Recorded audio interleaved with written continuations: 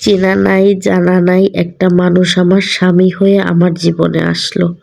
তখন চিন্তায় অস্থির ছিলাম কেমন হবে মানুষটা, কিন্তু তুমি আমাকে আশ্চর্য করে দিয়েছো। আমাকে তোমার বন্ধু করে নিলে। আমার দেখা সবচেয়ে সেরা মানুষটা আমার স্বামী।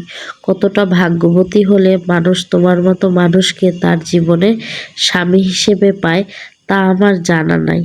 ভালো স্বামী পাওয়া আল্লাহর তরফ থেকে একটি নিয়ামত, যা সবার ভাগ্য হয়ে থাকে না।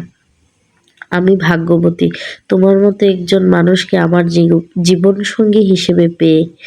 জীবনে কত ঝড়ঝাপটার মাঝে তুমি আমাকে আগলে রেখেছো, সেজন্য শুকরিয়া জানাই আল্লাহর কাছে। আমি কখনো ভাবতেও পারিনি যে আমি এরকমের একটা সারপ্রাইজ পাবো। কারণ আমার জন্মদিনে আমার মা হয়তো আমাকে ভালো রান্না করে খাওয়াতো, কিন্তু কোনোদিনও গিফট পাওয়া হতো না। কিন্তু আজ তুমি হঠাৎ করে আমাকে এইভাবে একটা সারপ্রাইজ দিবে, আমি কখনোই ভাবতে পারিনি। আমার জন্মদিন নিয়ে তোমার এতটা চিন্তা ছিল, যা কল্পনার বাহিরে। তো আপনার ভাইয়া আমাকে এতটা সারপ্রাইজ দিয়েছে যে বলার মতো না। দুপুরবেলা রান্না করতে যাব, ঠিক ওই সময়টাই বলতেছে চলো আমরা একটু বাহিরে যাব। তো আমি রান্না শুরু করিনি, গুছিয়ে নিয়েছিলাম, কিন্তু বসাবো। এর মধ্যে বলতেছে চলো আমরা বাহিরে যাই। তারপর আপনার ভাইয়া আমাকে নিয়ে বাহিরে চলে গেল।